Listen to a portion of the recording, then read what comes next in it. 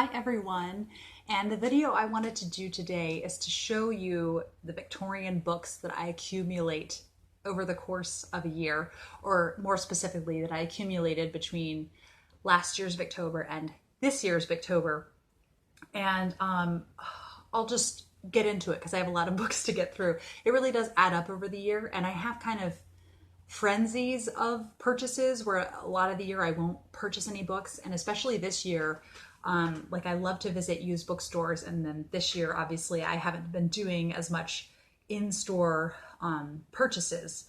But the first one was, I already have a copy of Daniel Deronda, but we are in the middle of a move, and I forgot that I was doing a buddy read of this in September until the books had been boxed up. So I knew for Daniel Deronda, if I'm reading a George Eliot, I'm going to be annotating and underlining, and I didn't want to not be able to do that. This is a Barnes & Noble edition. Now, I am kind of prejudiced against them because I think the covers themselves, I don't love how they look, and they kind of do the thing with classic book covers that is a pet peeve of mine, where they pick a generic painting of a woman. And like, I just think places like Vintage Classics and the Penguin English Library, like they pick things that are reminiscent or, show themes in the story or something that happens in it, and the modern library editions also. I don't love the covers, but I will say I've been very happy with the actual layout of it. They're very floppy, and these have both footnotes and endnotes. Now I really do prefer footnotes because I like not having to flip pages. But I will say, in favor of these, as opposed to the Oxford, what are they called? I have one right here. Oxford World Classic editions. These ones do have the footnotes, but in addition to the footnotes, so say it's footnote 11, it also has the page number that the footnote is found on. And I love that, and I'm willing to accept footnotes that have that. So the layout I actually really like of this. I'm very, the physicality of this, I'm very happy with it while I'm reading it. And it's just glorious revisiting Daniel Deronda. So maybe it's a book that's worth having 2 copies of. The other edition I have is an Oxford World Classics edition. And maybe I would get rid of that one and just transfer all the notes I have in that one into this one, or maybe be willing to lend it out to someone if they ever wanted to borrow it, and then I would have an extra copy. I'm not sure. We'll see. And then these 2 pocket poetry editions.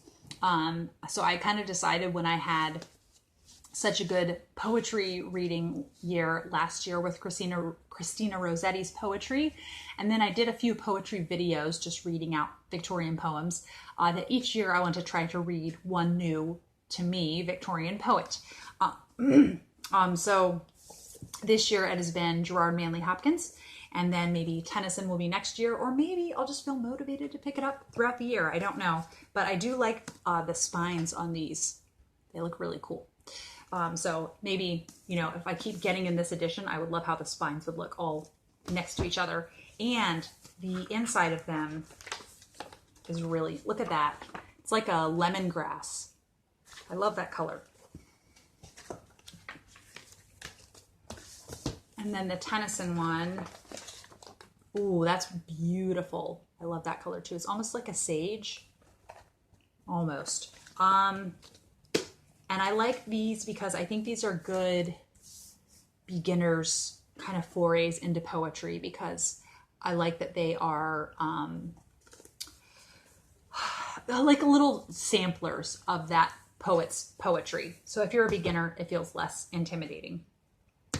Then and I thought this was like strictly Victorian. It's not strictly Victorian, but my dearest Albert, Queen Victoria's life through her letters and journals. So this does include quite a bit of excerpts from her letters, but then you can see this whole is talking about her son Affy, and there's a whole paragraph describing there, and then just a little snippet of the letter, and so it's not quite as heavy in the letters as I was hoping, but I do really love the cover, and it will still be cool to read and learn more about Queen Victoria. Then I have, let's see if I can find them all. So I heard from Juliana at Blank Garden about these Virago Travelers books. And so this was one that was on my Victober TBR, Untrodden Peaks and Frequented Valleys by Amelia Edwards. I'll slide that over because it's distracting.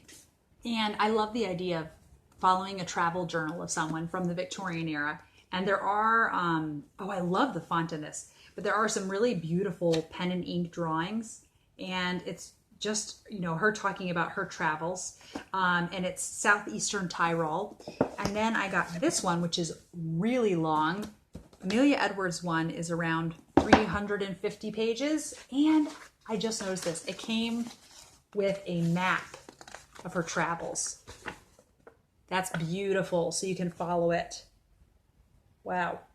And then this one is called Roughing It in the Bush by Susanna Moody. This is a woman who was born in England, and then she and her husband went to Canada and in 1832. So then by 1839, they had a farm and a home.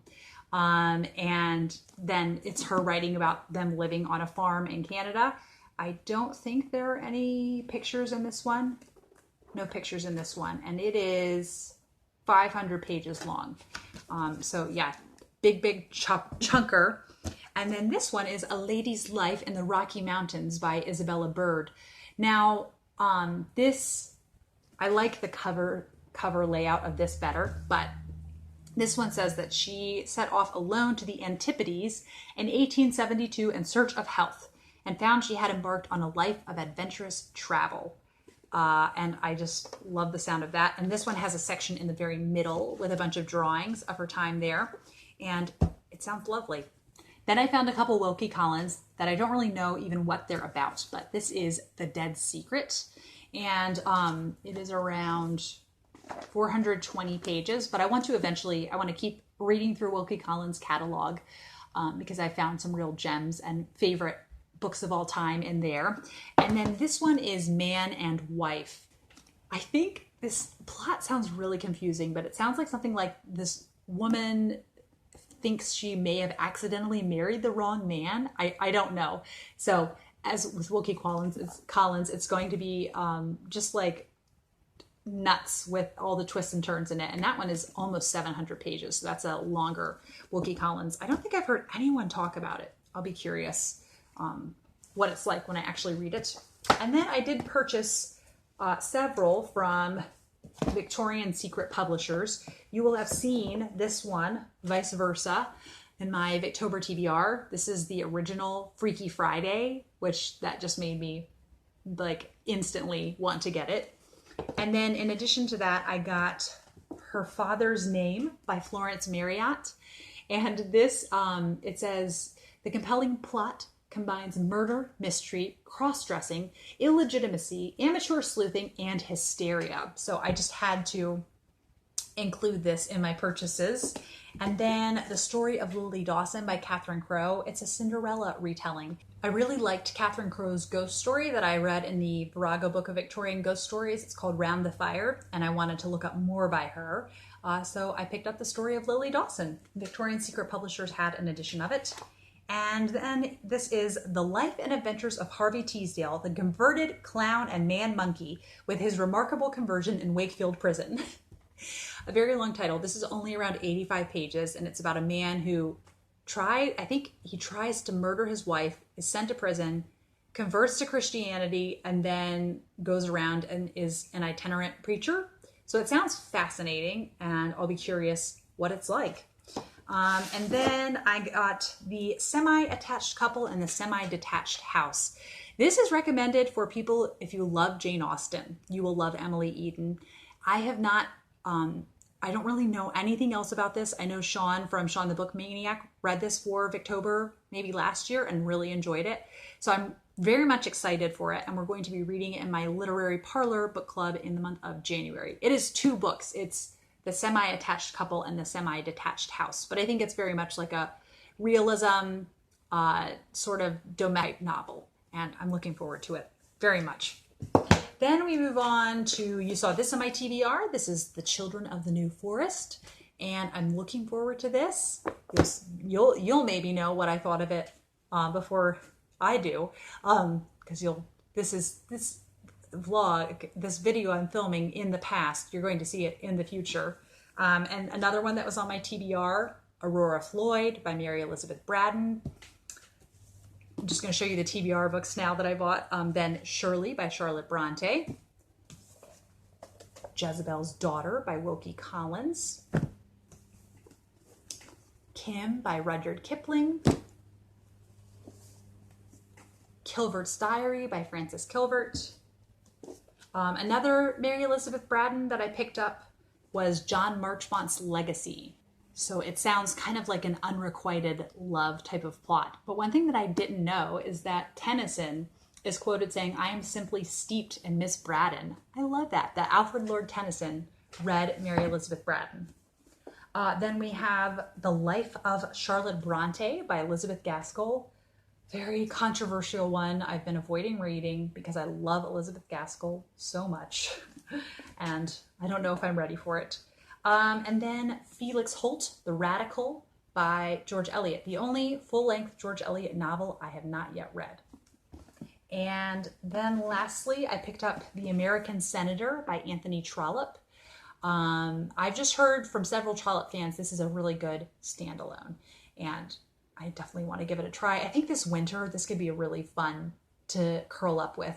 Now, I did receive this in the mail used with a huge sticker right there. And I will say, for those of you that get stickers, I did a two-step process and it totally got rid of all the sticker residue. You aim a blow dryer really close to the book for several minutes, 3 to 5 minutes, and you get it really, really hot. And then if you're lucky, I've had this happen sometimes where the sticker comes off and leaves no residue. It's very exciting when that happens. But if that does not happen, then I took a cotton ball with a little bit of nail polish remover on it. You want to do this delicately because nail polish remover is obviously a very strong chemical. But just scrubbed a few times at the sticky residue that the sticker had left, and it took it right off, and the book was okay. So that was a very rewarding sticker removal experience for me. Yeah, so I just thought it would be fun for you to see kind of all of the Victorian books that I bought in the past year. And I will be back with another video soon. Bye.